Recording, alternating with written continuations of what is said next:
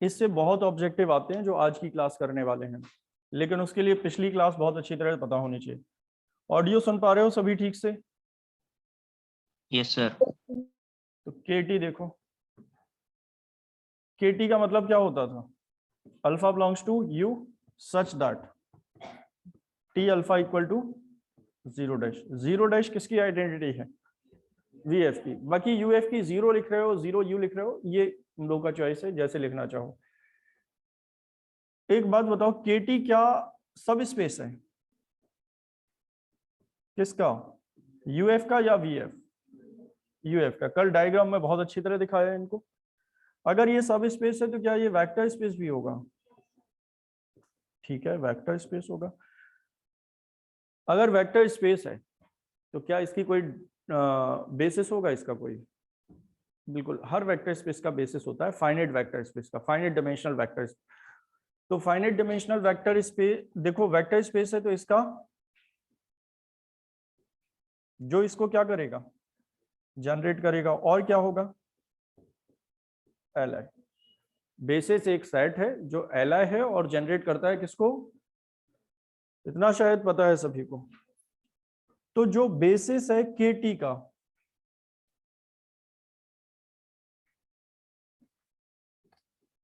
Dimension of V F का मतलब क्या है?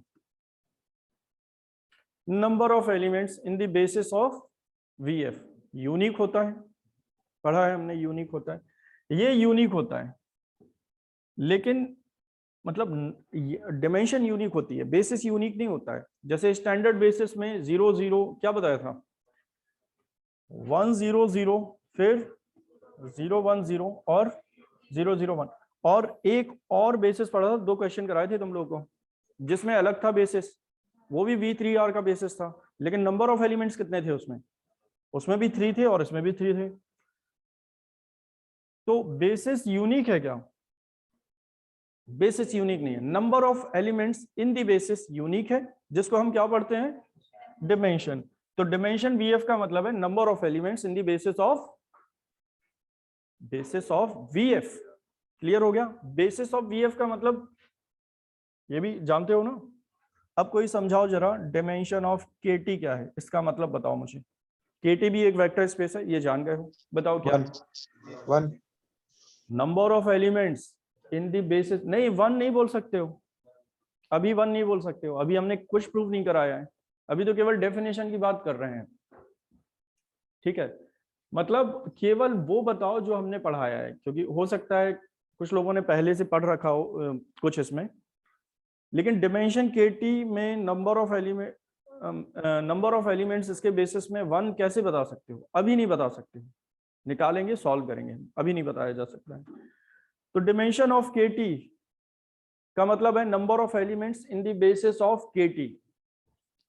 यही है नलिटी ऑफ टी। टी का मतलब लीनियर ट्रांसफॉर्मेशन।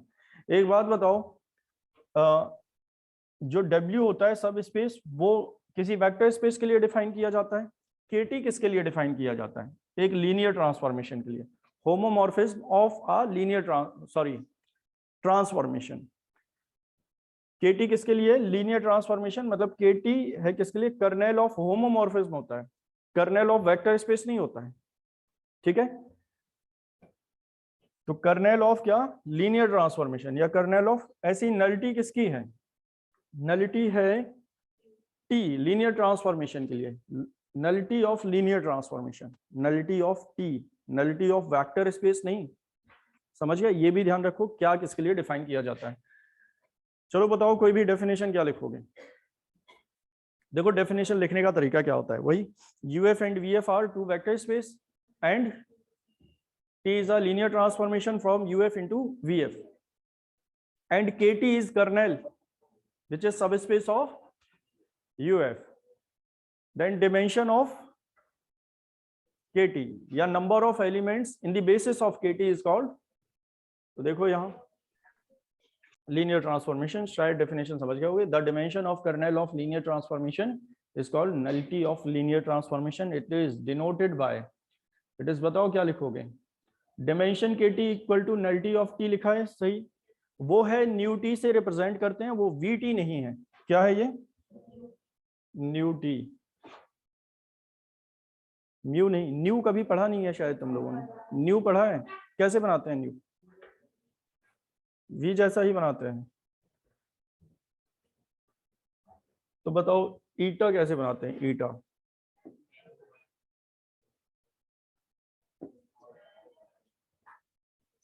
ये कुछ ऐसा होगा।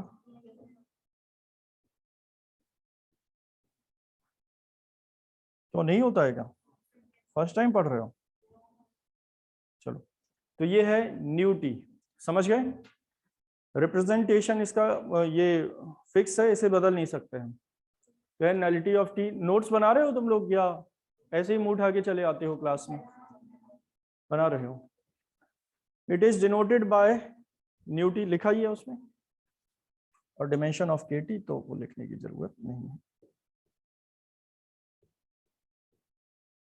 और वो इंपॉर्टेंट क्वेश्चन मिल रहे हैं सभी को? कल किसके मिले थे? कैटेनरी के। वो पिछले 10 साल के या 9 साल के क्वेश्चन है वो सारे, वो अगर लगा लोगे तो पेपर बड़ी आसानी से हो जाएगा। ठीक है, इसीलिए तुम लोगों को जो मेहनत तुम लोगों को करनी थी, इंपॉर्टेंट क्वेश्चन छांटने थे किस ईयर के, वो हमने कर ली है। तुम लोगों का टाइम बचा दिया हमने। अब तुम लोगों को केवल पढ़ना है, वो करके लाने हैं, और जिस दिन करके नहीं लाओगे उसके बारे में उस दिन ही बात करेंगे। देखो ये इसको बहुत लाइटली नहीं लो, कई बार बोल चुके हैं हम कि हम किसी भी दिन कॉपी चेक करेंगे, तो रोज याद रखो, भूलना मत कि उस दिन फिर तुम लोग को ये लगेगा आज हम क्लास में क्यों आए, इसे अच्छा आते ही नहीं, या ये कोचिंग क्यों ज्वाइन की हमने, ऐसा भी लग सकता है सच में। इसीलिए अगर एक बार बोल देते हैं तो उसको ध्यान रखा करो डेली अपना काम। अब क्योंकि अब एग्जाम आने वाले हैं, अब अपना काम ठीक से करो, नहीं करोगे तो फिर वो उस दिन ही बताएंगे। The dimension of range of T, देखो एक होता है नलिटी ऑफ टी, एक होता है रैंक ऑफ टी। तो rank of T linear transformation, rank निकालने का तरीका भी सिखाएंगे अभी हम कुछ दिन बाद। मैट्रिक्स वाले तरीके से भी करेंगे और इससे भी करेंगे, दो तरीके होते हैं। मैट्रिक्स वाला पढ़ चुके हो। The dimension of range of linear transformation, range भी कल पढ़ा है हमने। आर टी की डिमेंशन मतलब number of elements in the basis of R T, नहीं होगा ऐसा, is called rank of linear transformation. Rank of linear transformation equal to dimension of R T. देखो इन डेफिनेशंस को वैसे याद करने का तरीका ये होता है, इसे याद रखना होता है, बाकी जो भी लिखा है सबको दिमाग से निकालो। डिस्क्राइब तो इसको ही किया गया है ना, अगर पिछला पढ़ा है तो। जैसे डिमेंशन आर टी लिखा है, डिमेंशन आर टी का मतलब क्या है? आर टी के बेसिस में नंबर ऑफ एलिमेंट। अब ठीक से ये देखो, डिमेंशन आर टी जिसे पता करना है उसे क्या क्या पता होना चाहिए? डिमेंशन आर टी पता करना है तो पहले डेफिनेशन पता होनी चाहिए डिमेंशन की, number of elements in the basis of. फिर हमें बेसिस पता होना चाहिए, बेसिस के लिए हमें एल आई एल डी पता होना चाहिए, L S equal to V पता होना चाहिए, L S equal to V के लिए लीनियर स्पैन पता होना चाहिए, लीनियर स्पैन के लिए लीनियर कॉम्बिनेशन पता होना चाहिए। बीच में एक भी नहीं पता है तो फिर कुछ नहीं पढ़ पाओगे, पहले दिन से ही बोल रहे हैं, और ये शायद सबको पता है। इसमें देख रहे हो एक भी नहीं पता है बीच में, तो डेफिनेशन समझ में नहीं आती है। और ऐसे ही आगे देखोगे तो ये फिर आगे कनेक्ट होते चले जाएंगे, इसीलिए मुश्किल लगने लगता है, क्योंकि एक डेफिनेशन में बहुत सारी चीजें आ जाती हैं। लेकिन क्योंकि हम पहले बहुत अच्छी तरह से पढ़ रहे हैं, इसलिए केवल इतना पढ़ने से ही समझ में आ जाना चाहिए dimension of R T. Dimension of R T he rank of T है। तो रैंक ऑफ टी के लिए क्या पता होना चाहिए? डिमेंशन। डिमेंशन के लिए क्या पता होना चाहिए? बेसिस। बेसिस के लिए क्या पता होना चाहिए? L S equal to V और एल डी एल आई, इनके लिए पता होना चाहिए लीनियर कॉम्बिनेशन। तो जितना भी पढ़ा है हमने लीनियर स्पैन, और लीनियर स्पैन के लिए लीनियर कॉम्बिनेशन पता होना चाहिए। सबकी जरूरत पड़ रही है या नहीं? ठीक है, आगे देखो। सम ऑफ लीनियर ट्रांसफॉर्मेशन, देखो सम ऑफ लीनियर ट्रांसफॉर्मेशन कुछ अलग नहीं है। दो फंक्शन का सम जानते हो क्या होता है? बताओ। सपोज f1 एक फंक्शन है, f2 दूसरा फंक्शन है, तो f1 प्लस f2 इनका सम होगा, और x इक्वल टू क्या आ जाएगा? f1x f2x। ये सम ऑफ टू फंक्शन की डेफिनेशन है। लीनियर ट्रांसफॉर्मेशन भी तो एक फंक्शन ही है, ये भी तो ट्रांसफॉर्मेशन है, बताओ कैसे। बस T1 T2 कर दो या F1 F2 ही लिखो। बस स्पेशल क्या है इसमें, ये वो कंडीशन सेटिस्फाई करते हैं। वो कंडीशन का मतलब बताओ, होमोमॉर्फिज्म वाली, मतलब लीनियर ट्रांसफॉर्मेशन वाली। ये स्पेशल फंक्शन है एक, क्योंकि दोनों लीनियर ट्रांसफॉर्मेशन है ना। और लीनियर ट्रांसफॉर्मेशन क्या होता है, F A alpha plus B beta equal to A F alpha plus B F beta. और अगर जो लोग टी करते हैं तो वो यहाँ टी आ जाएगा। और दो लाइन में भी ये प्रॉपर्टी बताई है, समझ पा रहे हो। तो देखो अब सम ऑफ लीनियर ट्रांसफॉर्मेशन, वही यूएफ और वीएफ दो क्या मान लें हम, वेक्टर स्पेस, उनके बीच में कितने लीनियर ट्रांसफॉर्मेशन, दो, T1 T2 सपोज हमने मान लिया। तो बस वही डेफिनेशन है, T1 plus T2 alpha equal to क्या, देखो, if UF and VF are two vector space and T1 and T2 are two linear transformation from U into V, then sum of T1 and T2 is defined as, कैसे देखो, समझ गए हो कैसे define किया जाएगा। तो सम ऑफ टू फंक्शन और सम ऑफ टू लीनियर ट्रांसफॉर्मेशन में डिफरेंस क्या है फिर, डिफरेंस यही है, ये एक स्पेशल फंक्शन है T1 T2 जो कुछ कंडीशंस को सेटिस्फाई करता है। कौन सी कंडीशंस को, होमोमॉर्फिज्म वाली। तो क्या ये वही लिखा है T1 plus T2 alpha equal to T1 alpha plus T2 alpha for every alpha belongs to U या V। T1 alpha T2 alpha किस में आएंगे, इमेजेस V में आएंगे, समझ गए। तो ये कोई मुश्किल डेफिनेशन नहीं है। यहाँ एक प्रूविंग है जो अब हम प्रूव नहीं करा रहे हैं, sum of two linear transformation is also a linear transformation. करना चाहो खुद से कर लेना, बहुत सिंपल सी प्रूविंग है। Sum of two linear transformation is also a linear transformation. ये देखो लिखा है, if UF and VF are two vector space, T1 T2 are two linear transformation, then prove that T1 plus T2 is also a linear transformation।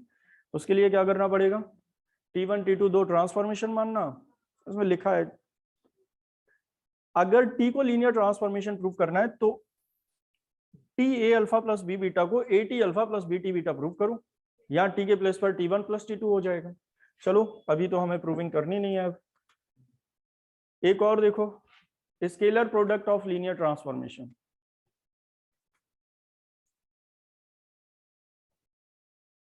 हाँ, पहले scalar product बता देते हैं, फिर scalar product of linear transformation भी एक linear transformation होता है। स्केलर प्रोडक्ट क्या होता है किसी फंक्शन का, सपोज f एक फंक्शन है, एक a स्केलर है कोई, तो a f को क्या बोलेंगे, स्केलर प्रोडक्ट ऑफ, और a f को ऑपरेट करोगे किसी वेक्टर से, क्योंकि अब ये एक फंक्शन है तो ये आ जाएगा a f अल्फा। तो ये डेफिनेशन हो गई उसकी, समझ गए।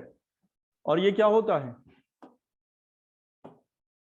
ये भी लीनियर ट्रांसफॉर्मेशन होता है, बस एक ही जगह यहाँ पर C लिख रखा है तो उससे क्या फर्क पड़ता है, समझ गए। तो AT भी एक क्या है, लीनियर T अगर लीनियर ट्रांसफॉर्मेशन तो AT linear transformation. T1 T2 T3 तीन लीनियर ट्रांसफॉर्मेशन है, मतलब T1 plus T2 plus T3 भी क्या होगा, लीनियर ट्रांसफॉर्मेशन। अब देखो लीनियर फंक्शनल, लीनियर फंक्शनल भी एक लीनियर ट्रांसफॉर्मेशन है। अभी कई सारी चीजें इसमें और पढ़ेंगे, अभी हमने केवल दो पढ़े हैं, होमोमॉर्फिज्म, आइसोमॉर्फिज्म। जो होमोमॉर्फिज्म पढ़ा था वो था क्या, पहले ये बताओ तो फिर क्या था होमोमॉर्फिज्म, ये था UF और यहां पर था VF। इसमें दो एलिमेंट अगर अल्फा बीटा है तो चलो T मान लेते हैं, तो T अल्फा T बीटा, और T यहां पर अल्फा प्लस बीटा भी होगा, और यहाँ A alpha plus B beta भी होगा। बताओ क्यों होगा, अरे अल्फा एक वेक्टर स्पेस में है तो A अल्फा भी उसमें होगा, बीटा वेक्टर स्पेस में है तो B बीटा भी होगा और उनका सम भी होगा। क्यों होगा ये जानते हो, तो यहाँ T A alpha plus B beta भी होगा, लेकिन वो क्या आएगा, AT अल्फा। बताओ ये लाइन सेटिस्फाई कर दे अगर, या इसकी जगह दो भी लिखाई है तो उसको क्या बोलते थे, लीनियर ट्रांसफॉर्मेशन। यहां तक क्लियर है। क्या कभी ऐसा हो सकता है ये वेक्टर स्पेस है, क्या इसके अंदर वेक्टर्स हैं? क्या ऐसा हो सकता है ये स्केलर्स हो सकता है। कैसे हो सकता है ये भी समझो। सपोज कोई फंक्शन दिया है हमें, यहां एक वेक्टर, ये अलग से बता देता हूं। सपोज ये है v3r, ठीक है, और यहां है xyz, आएगा या नहीं? और txyz फंक्शन ऐसे ही तो लिखोगे। xyz की मैपिंग कहां पे आएगी? अगर यहां दिया है x plus Y plus Z, ऐसा हो सकता है फंक्शन या नहीं, ये बताओ। हो सकता है। तो बताओ यहाँ एक वेक्टर सपोज 1 2 3 है, अब बताओ इसकी इमेज यहाँ क्या आ जाएगी? 1 + 2 + 3 दैट इज 6। यहाँ 0 0 0 है, यहाँ यही वाला 0 आ जाएगा, एग्जैक्टली ये वाला 0। 0 + 0 + 0 स्केलर वाला 0। क्या ये एक स्केलर क्वांटिटी है? ये स्केलर है। तो क्या ये फील्ड के एलिमेंट्स आ रहे हैं? तो किसी वेक्टर स्पेस से फील्ड पर एक होमोमॉर्फिज्म ये होता है क्या? Linear functional. समझ गए? सुनो, जो यूएफ से वीएफ पर होता है वही अब यूएफ से वीएफ पर है। जब हमें वेक्टर स्पेस से फील्ड पर लिखना है तो बताओ पहले वाले को यूएफ लिखें या वीएफ लिखें? कुछ भी लिख सकते हो फिर। तो अगर हम ये लिखें एक मैपिंग किससे, बोलो, वीएफ से किस पर? एफ पर। एक होमोमॉर्फिज्म ही क्या कहलाता है? Linear functional. डिफरेंस क्या आया? डिफरेंस ये है, पहले वेक्टर स्पेस से वेक्टर स्पेस पर मैपिंग होती थी, कंडीशन तो वही है या नहीं? और अब क्या है? वेक्टर स्पेस से फील्ड पर, सेम फील्ड पर। तो समझ आया क्या है? क्या T alpha plus B beta अभी भी रहेगा A T alpha plus B T beta? Homomorphism में अभी भी रहेगा, बस डिफरेंस क्या आ गया? देखो अब एक बार फिर से समझ लो क्या डिफरेंस है। बस डिफरेंस ये है, ये क्या है, बाकी सब कुछ वही है, कंडीशन भी वही है, बस डिफरेंस और क्या है देखो। टी अल्फा पहले क्या होता था, अब टी अल्फा क्या होगा? स्केलर। बस इतना अंतर है। तो देखो लीनियर फंक्शनल, बताओ क्या हो जाएगा? अ linear transformation from v into F. ठीक है, क्या v इंटू एफ की जगह u इंटू एफ लिख सकते हैं? अब क्या फर्क पड़ता है, एक वेक्टर स्पेस है उसे कैसे भी डिनोट करो, पहले दो थे तो एक को u मान लिया था, एक को v मान लिया था। तो अ linear transformation from v into F is called linear functional, और लीनियर फॉर्म भी बोलते हैं इसको। ठीक है, लीनियर फंक्शनल या लीनियर फॉर्म। अभी हम बाइलीनियर फॉर्म भी पढ़ेंगे, वो इसके आगे है। तो लीनियर फंक्शनल बोलते हैं इसको, मतलब डेफिनेशन क्या हो, डेफिनेशन यही है एक तरह से। कंडीशन क्या हो जाएगी? कंडीशन तो वही रहेगी, बस वहां हम टी मानते थे, यहाँ एफ लिख ले रहे हैं। ठीक है, इस ऐसा जरूरी नहीं है, टी भी लिख सकते हो, लेकिन ये ध्यान में रखना है कि टी अल्फा एक स्केलर आएगा, फील्ड का एलिमेंट। तो देखो if V F is a vector space then a function T of V into क्या? एफ। उसका ब्रैकेट में मतलब लिखा है a function from V into F is called linear functional if, बताओ, functional on V F. On V F इसलिए लिखा है क्योंकि वी एफ से एफ पर है। अगर v3r लिखा होता तो क्या लिखा होता? v3 से r पर आता, तो ऑन v3r लिखा होता। F A alpha plus B beta equal to, क्या वही कंडीशन है ये? अल्फा बीटा कहां से है? u से। हाँ इधर v है, मतलब यहाँ u v हो गया तो v से है यहाँ पर। और टी अल्फा टी बीटा कहां से है? मतलब F alpha F beta field के एलिमेंट है कोई। ठीक है, चलो तो लीनियर फंक्शनल समझ गए होगे,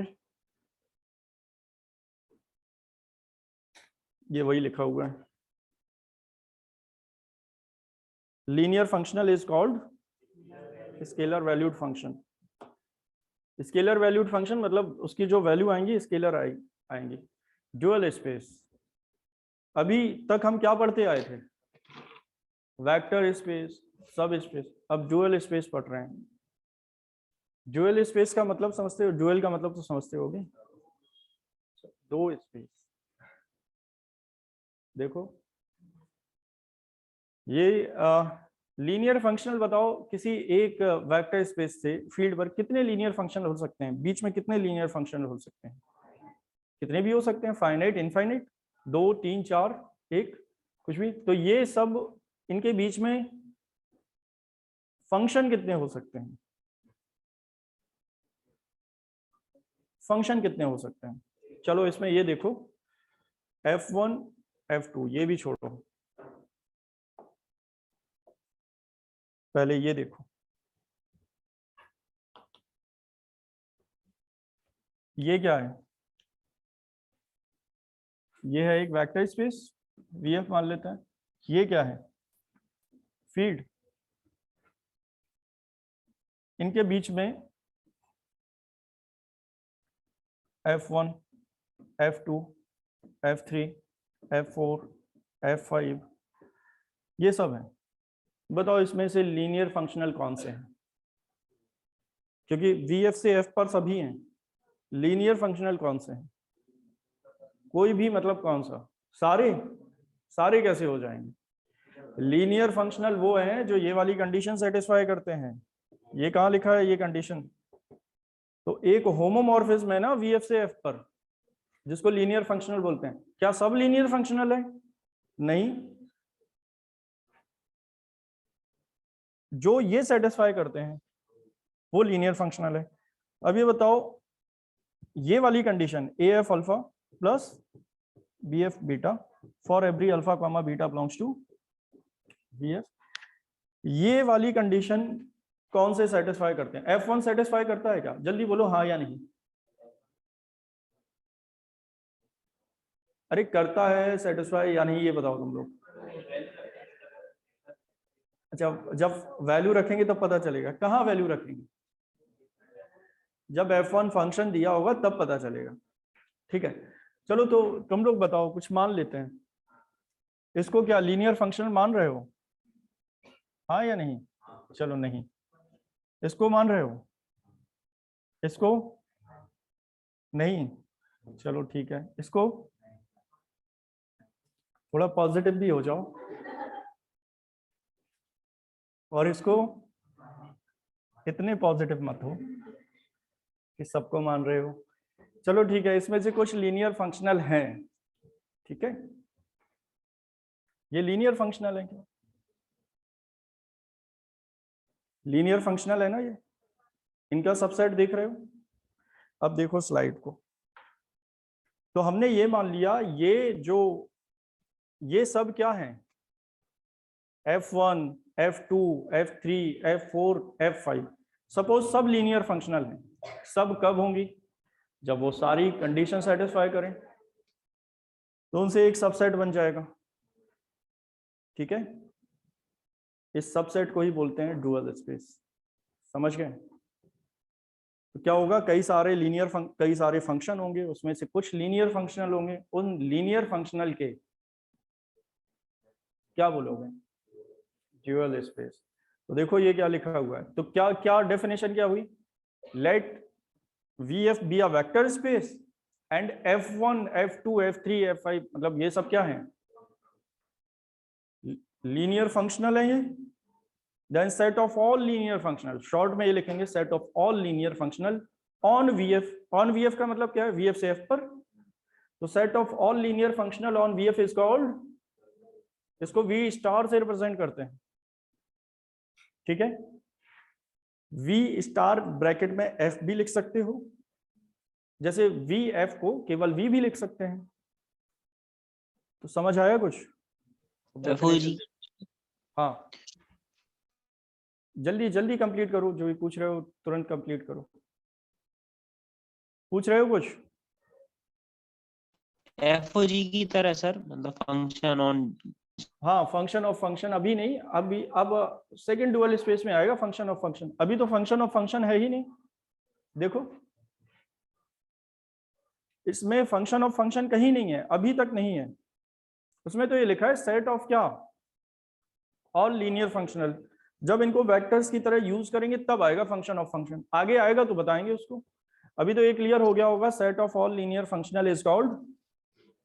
अब बताओ लीनियर फंक्शनल के लिए क्या पता होना चाहिए हमें, सेट ऑफ मतलब डुअल स्पेस के लिए लीनियर फंक्शनल पता होना चाहिए, लीनियर फंक्शनल के लिए होमोमॉर्फिज्म पता होना चाहिए या नहीं, और होमोमॉर्फिज्म के लिए कंडीशन प्रॉपर्टी पता पता होनी होना चाहिए। चाहिए। Very good. डुअल स्पेस देखो, if VF be a vector space then the set of all linear functional on, वो लीनियर फंक्शनल है ऑन VF, ठीक है, इज कॉल्ड क्या,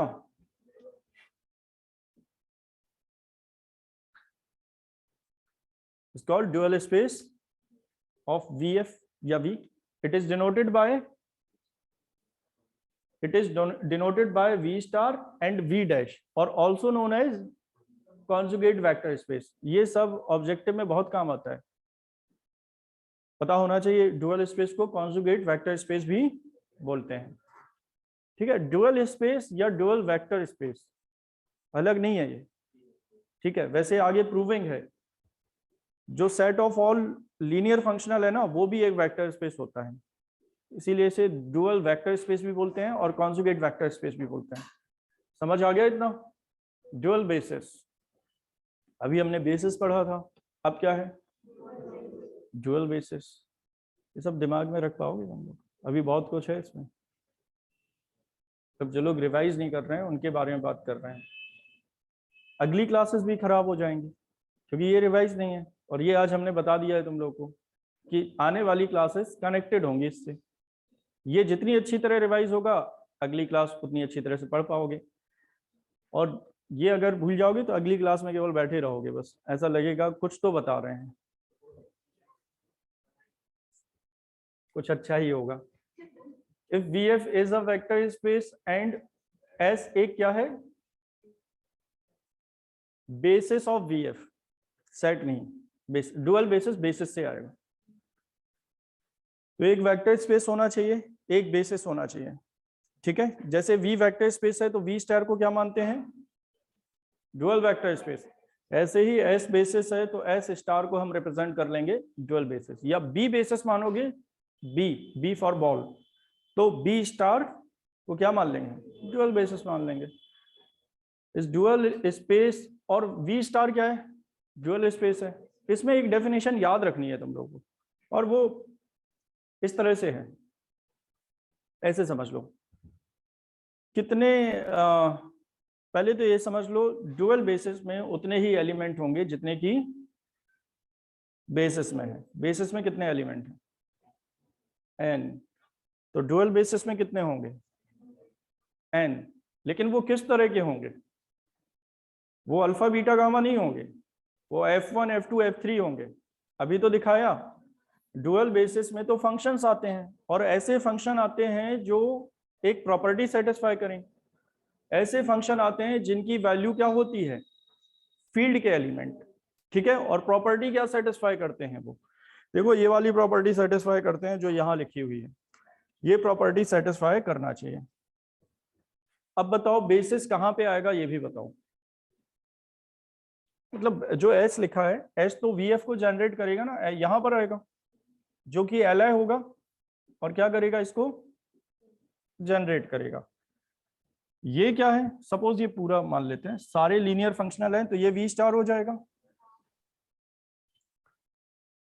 S में क्या क्या माना है हमने, सपोज S में अल्फा 1 अल्फा 2 अल्फा 3 है, तो T अल्फा 1 निकालो, और T1 T2 सॉरी क्या मान लोगे, F1 F2 F3, ये किस में आएंगे, S स्टार में।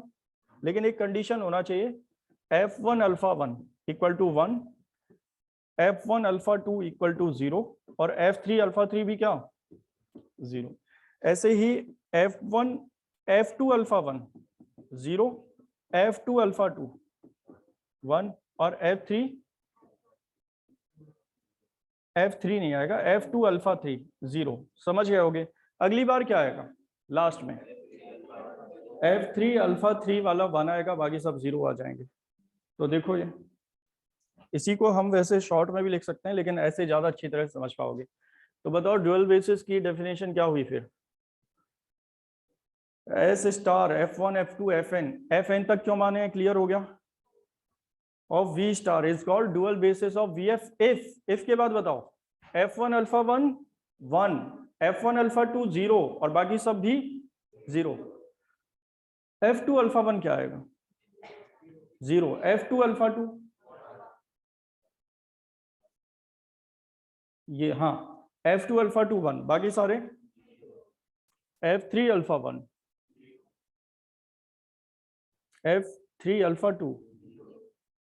अब अंडरस्टूड होगा इतना, बीच में वो हाइड हो गया, लिखा होना चाहिए। Fn में बताओ Fn अल्फा 1 0, बाकी सब 0 और लास्ट में Fn alpha n equal to 1। Clear हो गया। डुअल बेसिस की डेफिनेशन बड़ी है लेकिन आसान डेफिनेशन है। और इसी का मतलब ये हो जाएगा, अगर हम ये लिखें F1 Fi अल्फा j, तो 1 कब होगा, Fi alpha j equal to 0 आएगा जब i इक्वल टू j आए, और सॉरी 1 आएगा जब i इक्वल टू j आए, और 0 आएगा जब i, ये सब पढ़ना आता है तुम लोग, ये 2 लाइन में भी लिखा जा सकता था, लेकिन वो समझ गए हो तो ये तो लिख ही लोगे। हम ये लिख रहे हैं i इक्वल टू j, मतलब ये दोनों जब बराबर हो जाएंगे तो 1 हो जाएगा, और ये दोनों जब अलग अलग हैं तो 0 हो जाएगा। बस ये जरा सी डेफिनेशन है। आगे देखो, समझ आ गया इतना, मतलब समझ पा रहे हो कितना काफी है। सेकंड डुअल स्पेस, अभी डुअल स्पेस था, अब सेकंड डुअल स्पेस है, फिर क्या आएगा, थर्ड नहीं आएगा, ये लास्ट है। सेकंड डुअल स्पेस बताओ क्या,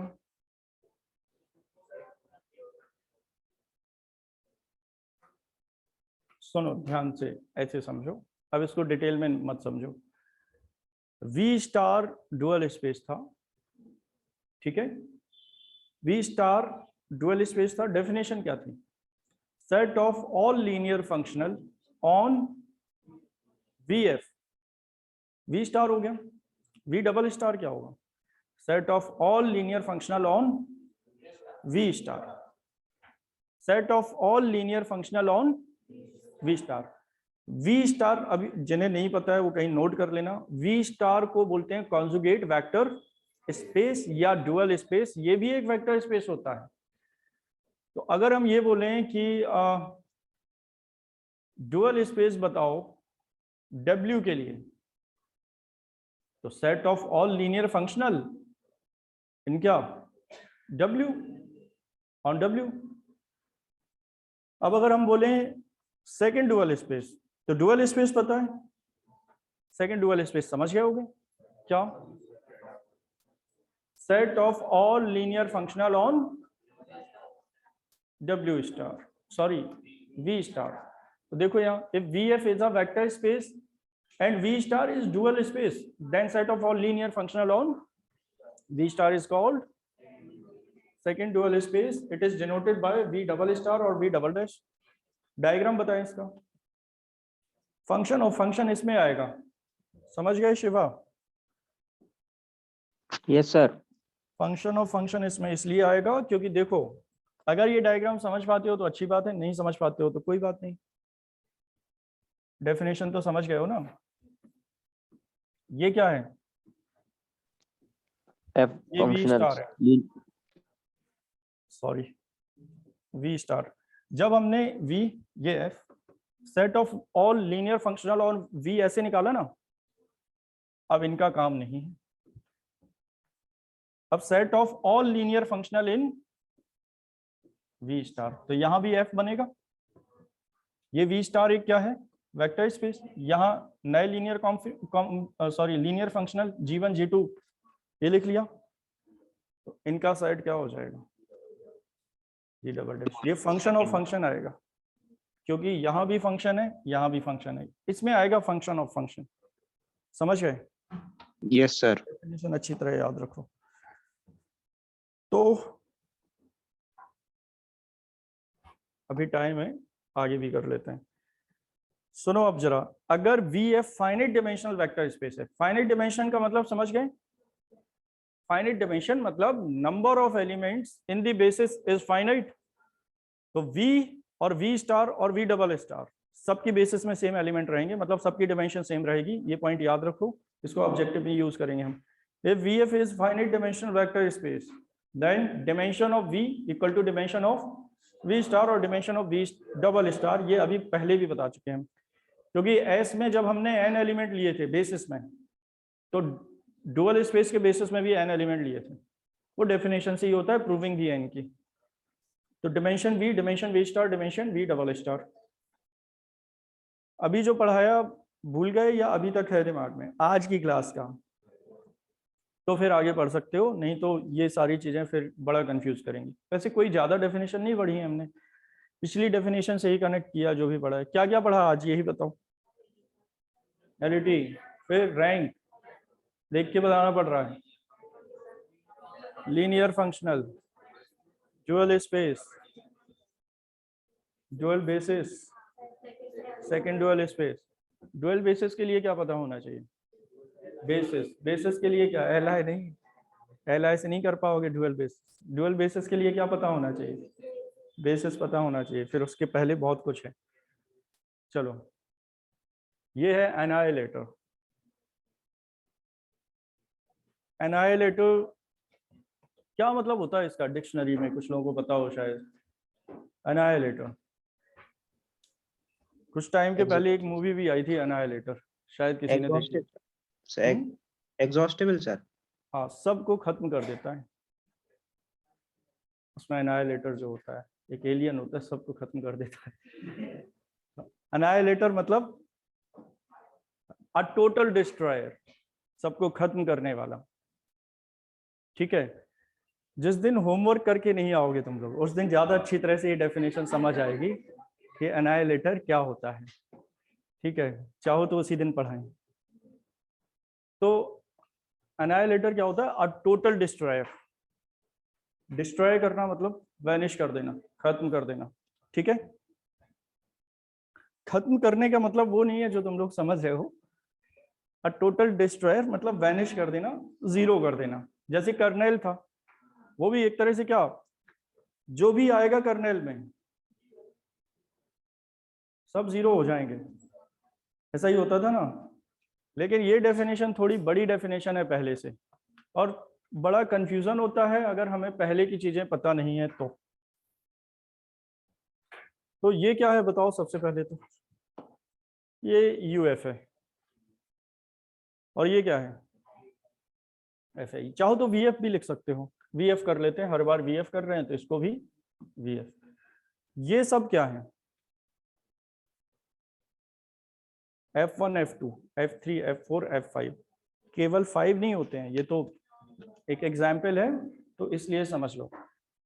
ये सपोज सारे लीनियर फंक्शनल हैं तो इनका सेट क्या हो जाएगा? जल्दी जल्दी बोलते जाओ, टाइम कम है। V स्टार, चलो ये V स्टार हो गया, समझ गए? VF एक वेक्टर स्पेस है, उसके अंदर एक सबसेट हो सकता है, सबसेट लिख लिया W, और उसमें कुछ एलिमेंट्स भी हैं। ठीक है, उन एलिमेंट्स की मैपिंग F1 के द्वारा कहां पर आएगी? F में। F1 का मतलब समझ रहे हो, स्मॉल f1 की बात कर रहे हैं। F2 से भी आएगी, F3 से भी आएगी, F4 से भी आएगी। ठीक है, क्या कभी ऐसा हो सकता है F1 W के कुछ एलिमेंट्स को जीरो कर दे? देखो W में जीरो जरूर होगा, और अगर लीनियर फंक्शनल है तो एक जीरो तो होगा ही, कर्नेल की तरह है। चलो अगर नहीं पता है तो ये समझ लो, W के सारे एलिमेंट को क्या F1 जीरो कर सकता है? पॉसिबल है, डिपेंड करता है फंक्शन पे और डिपेंड करता है W के एलिमेंट पे। W के सारे एलिमेंट को F1 जीरो कर सकता है? कर सकता है, मतलब मे और मे नॉट। ऐसा भी हो सकता है नहीं करे, और हो सकता है कर दे। तो सपोज ये W के सारे एलिमेंट को, ये केवल एरो इसलिए दिखाई दे रही हैं जिससे ये समझ में आए ये किससे कनेक्टेड है। ये W पूरा F2 F3 F4 तीन ऐसे लीनियर फंक्शनल हैं जो W के सारे एलिमेंट को 0 कर देते हैं। सपोज ये समझ पा रहे हो इसका मतलब क्या है? इसका मतलब W के सारे एलिमेंट्स को F1 F2 F3 F4 वहां पर क्या कर देते हैं? 0। क्या क्या 0 कर देते हैं? W के सारे एलिमेंट को क्या क्या 0 कर रहे हैं? F1 F2 F3 और F4 लीनियर फंक्शनल है तो उनका सबसेट ही होता है एनाइलेटर। सारे अलग अलग ये बोल रहे हैं ना। F2 भी 0 कर देता है, एरो बनाया ना, देखो F2 से होते हुए W क्या हो गया? 0। F3 से भी F4 से भी। ठीक है, तो ये डेफिनेशन देख रहे हो, बड़ी डेफिनेशन है थोड़ी। इसके लिए क्या क्या पता होना चाहिए? बहुत कुछ पता होना चाहिए। चलो पता नहीं होगा अभी शायद। तो W के एलिमेंट को जो लीनियर फंक्शनल क्या कर देते हैं? डिस्ट्रॉय कर देते हैं, खत्म कर देते हैं, 0 कर देते हैं, उसको W का क्या बोलोगे? एनाइलेटर। और उसे W0 से रिप्रेजेंट करेंगे। सपोज यहां पर एक सेट है U मान लेते हैं, या चलो यहां पर एक सेट B मान लेते हैं।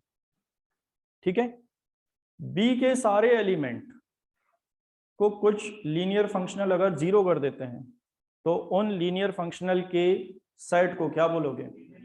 एनाइलेटर ऑफ B। किससे रिप्रेजेंट करोगे? B0 से, W0 से नहीं, B0 से। समझ आ गया? क्या है एनाइलेटर? एनाइलेटर ये है set of all linear functional who destroy, मतलब हुज इमेजेस इन क्या, वैसे इसे बिल्डर फॉर्म में लिखोगे तो ज्यादा अच्छा रहेगा। ये समझ आ गया? अब इसे बिल्डर फॉर्म में, ये जो डायग्राम में लिखा है इसी को बिल्डर फॉर्म में हम लिख रहे हैं। तो हम ये लिख रहे हैं W0 इक्वल टू, बताओ किसके एलिमेंट्स आएंगे पहले ये बताओ?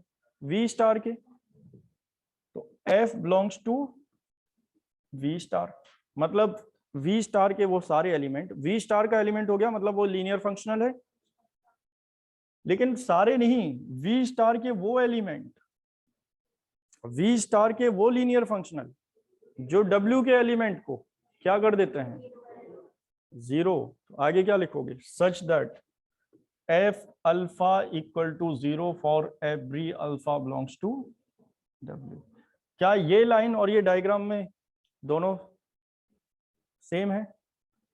ठीक है, या हम ऐसे पढ़ सकते हैं W के सारे एलिमेंट को जो लीनियर फंक्शनल 0 कर दें। ठीक है,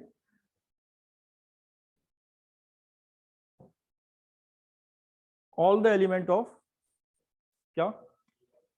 linear function dual space, set of all the elements of dual space, या set of all linear functional of dual space which destroy W, जो W को 0 कर देते हैं।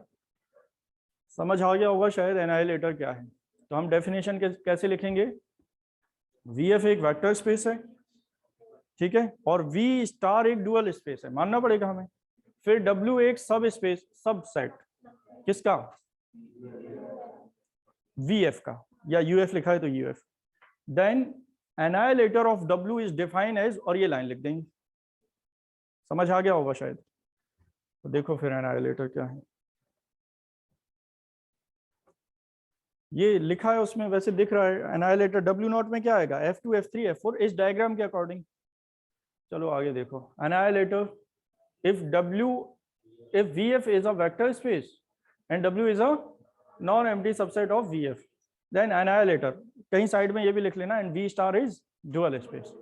Annihilator of W is defined as, बताओगे कोई? W0 equal to F belongs to V star such that F alpha equal to 0, alpha belongs to W। ये builder form पढ़नी आती है ना सभी को। चलो तो ये डेफिनेशन क्लियर हो गई होगी। अब है एनाइलेटर ऑफ एन एनाइलेटर, जो कि जीरो फंक्शनल के पहले वो पढ़ा जा सकता है। जीरो फंक्शनल कुछ भी नहीं है, जीरो फंक्शनल में 0 हो जाता है वो। देखो 0 कैप से रिप्रेजेंट करते हैं। Zero cap alpha equal to zero, तो ये हो गया जीरो फंक्शन। मतलब एफ अल्फा अगर क्या हो जाए जीरो, तो एफ को उस वक्त क्या बोल सकते हो, जीरो फंक्शनल। जीरो फंक्शनल के पहले ये पढ़ोगे तो ज्यादा ठीक है, और हमें लगता है उसके पहले पढ़ के आओगे तो फिर ज्यादा अच्छी तरह कर पाओगे, क्योंकि इसके बाद है एनाइलेटर ऑफ एनाइलेटर, ये है। और एनाइलेटर ऑफ एनाइलेटर का मतलब समझ गए हो, डिस्ट्रॉयर का डिस्ट्रॉयर, वो कौन होता है? चलो अच्छा जाओ, कल करेंगे। हाँ, डिस्ट्रॉयर का डिस्ट्रॉयर सही है, ठीक है, जा सकते हो। इंपॉर्टेंट क्वेश्चन जल्दी करते जाओ तो डिफरेंशियल इक्वेशन के भी मिल जाएंगे।